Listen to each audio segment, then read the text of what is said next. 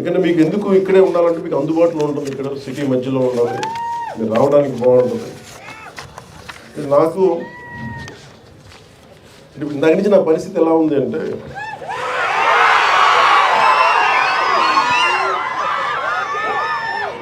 ఒక చిన్న అబ్బాయిని వాళ్ళ అమ్మ నాన్న ఒక ఆట స్థలం, ఒక క్రీడా స్థలానికి తీసుకెళ్ళి కానీ, ఒక టాయ్ షాప్కి తీసుకెళ్ళి కానీ, ఒక బొమ్మల దుకాణానికి తీసుకెళ్ళి కానీ అతన్ని కూర్చోబెట్టి అలాగే అతని కంట్రోల్గా పక్కన కూర్చోబెడితే వచ్చిందేమో బొమ్మలు చూడటానికి, కొనుక్కోవడానికి. ఇవన్నీ తల్లిదండ్రులు కూర్చొని హోల్డ్ చేసి మిగతా మాట్లాడితే ఎలా ఉంటుందో నా పరిస్థితి ఎలా ఉంది. చుట్టుపక్కల పుస్తకాలు నేను ఎంఎస్కే విజయ్ కుమార్ గారు చిన్న కోపం కూడా ఉంది. నాకు ఇంతసేపు నాకు తెలియదు, లేదంటే ఇప్పటికే నేను ఏమంటుంది దీపం వెలిగించి వెళ్ళిపోయే మైండ్ సెట్లో ఉన్నాను నేను. అంటే ఎందుకు సరదా ఎందుకు చెప్తున్నానంటే, నాకు జీవితంలో ధైర్యం ఇచ్చింది, నాకు నిలబడే ధైర్యాన్ని ఇచ్చింది నా పుస్తకాల ధైర్యాన్ని ఇచ్చింది. నేను ఎప్పుడు ఈ సందర్భంగా నాకు ఒక పుస్తకాల షాప్ రన్ చేసే నాకంటే చాలా సూపర్ సీనియర్ అయిన రమేష్ గారని భవానీ బుక్ సెంటర్ అని రన్ చేసేవాళ్ళు నెల్లూరులో. స్కూల్ అసైన్మెంట్స్కి, సోషల్ అసైన్మెంట్స్కి వెళ్ళి ఏవో కొనుక్కుంటూ ఉండేవాడిని. అలాగే నాకు స్నేహం, ఆయన బుక్ షాప్ ఓనర్, నేనేమో 8th class ముగించుకోండి, 7th class. So అది నాకు ఏం చేసింది, ఆయన బుక్ షాప్కి వెళ్ళి నేను కూర్చొని చదవటం, అది నాకు చాలా చాలా సహాయపడింది. దానికి ముందే నేను 5వ తరగతి నుంచో మాకు ఇంట్లో కొంత పుస్తక పఠనం అలవాటు, మా అమ్మగారి వల్ల, మా నాన్న వల్ల క్లాసిక్స్, మా అమ్మ వల్ల తెలుగు సాహిత్యం. సో ముఖ్యంగా నాకు ప్రభావితం చేసిన వ్యక్తులు అంటే, ఈరోజు నేను చాలాసార్లు అనుకుంటాను, డబ్బులు ఒక ₹1 కోటి ఇచ్చేయడానికి ఆలోచించను, కానీ ఒక పుస్తకం ఇవ్వాలంటే చాలా ఆలోచిస్తాను. అంటే పుస్తకాన్ని ఇవ్వాలి అంటే నిజంగా నా సంపదని ఇచ్చేసి, అంటే నా కర్ణుడి కవచకుండలాలు ఎలా కోసేస్తే బాధపడుతుందో నాకు తెలియదు, కానీ నా పుస్తకం ఇవ్వాలంటే మటుకు చాలా కింద మీద పడిపోతాను, ఇవ్వాలి అవుతుంది. అందుకని ఏంటంటే కొంతమంది అడిగినప్పుడు, ఈవెన్ నా పిల్లలు అడిగినప్పుడు కూడా వాళ్ళకి కావాలని ఇంకో కాపీ కొనిచ్చిస్తాను తప్ప నా పుస్తకాలు ఇవ్వడానికి ఇబ్బంది పడతాను. అంత మమకారం నా పుస్తకాలు. ఎందుకు ఇంత మమకారం అంటే, నా జీవితంలో ఎప్పుడు కూడా పుస్తకాలు అనేది, పుస్తక పఠనం లేకపోతే నేను ఏమైపోయేవాడిని అనిపిస్తుంది. నేను ఇంటర్వ్యూని కూడా ఎందుకు మధ్యలో ఆపేశానంటే, చదువుకోలేక కాదు, మార్క్స్ తెచ్చుకోలేక కాదు, బాగా చదివేవాడిని. కానీ ఎందుకంటే నేను కోరుకుంటున్న చదువు పుస్తకాల్లో లేదు, క్లాస్ రూమ్లో లేదు. అందుకు నేను ట్యాగూర్ గారి ప్రేరణతో, అంటే రవీంద్రనాథ్ ఠాగూర్ స్కూల్కి వెళ్ళకుండా ఇంట్లోనే కూర్చొని నేర్చుకున్నారంటే, అది నేను కూడా ప్రేరణ తీసుకొని ఆయనలాగే చెట్లు, చేమలు, మొక్కలు చూస్తాం. మా దగ్గరికి అంత లగ్జరీ లేదు, పెద్ద ఉద్యానవనాలు లేవు. మాకున్న 2 రోజా మొక్కలతో కుండీలనే చూస్తాం. పుస్తకాలు పెట్టుకొని, క్లాస్ పుస్తకాలు పెట్టుకుని రోజా పువ్వులను చూస్తూ ఉండిపోయాడు. ఎట్లా ఎగ్జామ్స్ ఫెయిల్ అవుతాం కదా ఖచ్చితంగా, అలా చూస్తూ ఉంటాం. ఇట్లా చాలా ఇవన్నీ చూస్తూ నాకు బలం ఇచ్చింది. ఎందుకంటే నాకు స్వతంత్రంగా నేను నేర్చుకోగలను, నాకు అధ్యాపకులు అవసరం లేదు, నాకు ఏమి కావాలో నేను నేర్చుకోగలను. అది సైన్స్ కానీ, సోషల్ సైన్సెస్ కానీ, పాలిటిక్స్ కానీ, హిస్టరీ కానీ, నాకు వేరే టీచర్ అవసరం లేదనిపించింది. అందుకని నేను నా చదువు ఇంటర్లో వదిలేసి నేను చదవడం నేర్చుకున్నాను. నేను చదువు ఇంటర్ ఆపేశాను, కానీ చదవడం ఎప్పుడు ఆపలేదు. ఈరోజు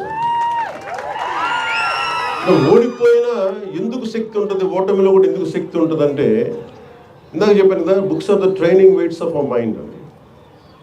చదవటం వల్ల మనకి మానసిక శక్తి చాలా బలపడుతుంది, మామూలు బలం రాదు.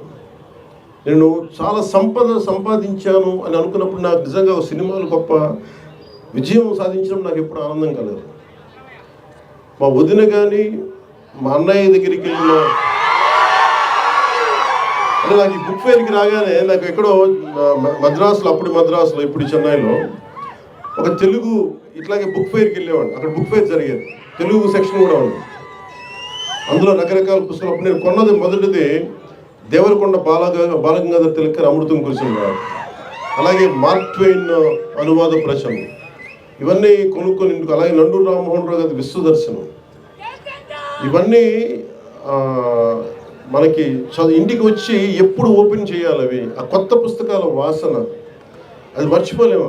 ఆ ఓపెన్ చేయగానే దానికి కొత్త సువాసన ఉండదు.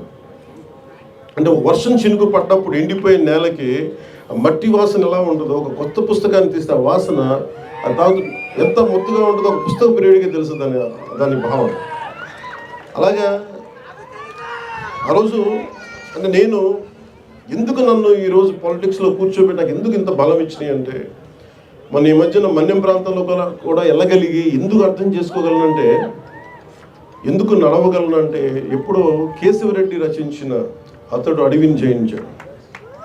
ఆ పుస్తకం చదివితే తప్పిపోయిన చుక్క పందుల కోసం అతను ఎంత కష్టపడ్డాడు అంటే, మనం ఇక్కడ మణులు మాణిక్యాల కోసం కష్టపడతాం. ఒక గిరిజనుడికి ఆ చిన్నపాటి ఆధారమైన తన చుక్క పందులు వెళ్ళిపోతే ఎంత కష్టపడతాడు, ఎంత ఇబ్బంది పడతాడు, అది ఆ కష్టం నాకు అర్థం చేసుకునేవాడు. అంటే ఎంత ఇబ్బందులు పడతారు. అలాగే చిన్న కథలు చదివిన, అలాగే మన సంస్కృతి గురించి అర్థం చేసుకోవడానికి ఎప్పుడో చిన్నప్పుడు 5వ తరగతిలో ఐ థింక్ ఆంధ్రపత్రిక సరిగ్గా గుర్తులేదు, దాంట్లో హాహా హూ అని చెప్పి మన విశ్వనాథ సత్యనారాయణ గారిది ఒక ధారావాహిక సీరియల్ ఉండేది. నాకు ఎందుకు గుర్తుండిపోయిందంటే, ఏదో ఒక విదేశాల్లో పెద్ద బహుళంతస్తులు ఉన్న ఒక సెంటర్లో ఒక అశ్వముఖంతో ఉన్న మనిషి శరీరంతో ఒక గంధర్వుడు పడిపోయి ఉంటాడు, ఇలా మూర్చపడిపోయి ఉంటాడు. ఆ ఫోటో చూశాను, అది చదివి దాన్ని చదవడం స్టార్ట్ చేశాను. ఆ హాహాహు చదివితే విశ్వనాథ సత్యనారాయణ గారిది మన సంస్కృతి పట్ల అవగాహన అర్థమవుతుంది. అంటే ఎంత గొప్ప సంస్కృతి అని, అంటే ఎంత గొప్ప సైన్స్ ఫ్యాంటసీ సినిమా అంటే, ఒక జగదేక వీరుడు విజయ అతిలోక సుందరం కూడా మంచి దానికి మించింది అంటే ఎంత అద్భుతం. అలాగే గుర్రం జాషువా గారిది మనకి ఫిరదౌసి నా టీచర్ చెప్తే, నా తెలుగు మాస్టర్ గారు రమణయ్య గారు వెంకటరమణ గారు చెప్తే ఎంత హత్తుకుపోయిందంటే, నా గుర్రం జాషువా గారి మీద పాదాలకి నమస్కరించాలని అంత గౌరవం పెరిగిపోయింది. అంటే ఒక వ్యక్తి తాలూకు కష్టం, ఒక శ్రమ దోపిడీని ఎలా చేయకూడదు అనేది మనకి ఫిరదౌసిలో అర్థమవుతుంది. అలాగే ఒక అడ్వెంచర్ అంటే ఇష్టం, ఎలా చేయాలనుకున్నప్పుడు చివుకుల పురుషోత్తం గారిది, ఆయన బాల సాహిత్యం తెలియనప్పుడు బంగారం చేయడం ఎలా, అది చదివినప్పుడు నాకు కూడా ఇంట్లో నుంచి పారిపోయి బంగారం ఎలా చేస్తే మన ఇంట్లో తీసుకొని తెచ్చేసుకోవచ్చు అనేది ఒక ఫ్యాంటసీ మైండ్ ఉంది. అలాగే ఇంకొంచెం వయసు వచ్చాక ఏది పాపం అని చివుకుల పురుషోత్తం గారు చదివినప్పుడు ఎంతెంత కష్టాలు పడాలి, ఏమేమి నలుగుతారు మనుషులు అని. అలాగే గోపీచంద్ గారు ధర్మవడ్డీ చదువుతున్నప్పుడు మనుషుల స్వభావాలు ఎలా మారిపోతాయి, చెడ్డవాడుగా ఉన్నప్పుడు అందరూ భయపడతారు, మంచివాడుగా ఉన్నప్పుడు సమాజమే చెడ్డదైపు చంపేసింది, ఇలాంటివి విన్నాం. ఇలా ఒక్కొక్క పుస్తకం చదువుతున్నప్పుడు లోపల చాలా తెలియని భావాలు, మనకు సమాజం పట్ల అవగాహన, ఇవన్నీ మనకి కదులుతూ ఉంటాయి. అలాగే విభూతి భూషణ్ బందోపాధ్యాయ గారిది వనవాసి చదివే మెడ్రాస్ చెన్నైలో, మేబీ ఆయన 17-18 సంవత్సరాలు అనుకుంటా. చదువుతున్నప్పుడు ఒక రచయిత కళ్ళకు కట్టినట్టుగా ఒక అడవిలోకి వెళ్తే మోదుగు పూలు ఎలా వికసించుకున్నాయి, అది ఏదో అడవి దహించుకుపోతున్నట్టుందా, ఇలాంటి వర్ణన నన్ను కదిలించేసింది. నన్ను అందుకునే ఒక ప్రకృతి ప్రేమికుని చేసింది వనవాసి అనే ఒక నవల విభూతి భూషణ్ బందోపాధ్యాయ గారు రాసింది. అలా ఒక్కొక్క పుస్తకం ఒక్కొక్కలా ప్రభావితం చేస్తుంది. దాంతోపాటు ఆంగ్ల సాహిత్యం కానీ క్లాసిక్స్ కానీ ఒక్కటి బట్టి నేను చెప్పగలను, తెలుగు సాహిత్యం మామూలు మన అదృష్టవంతులు కాదు. తెలుగు భాషలో మనందరం తెలుగు వారిగా పుట్టడం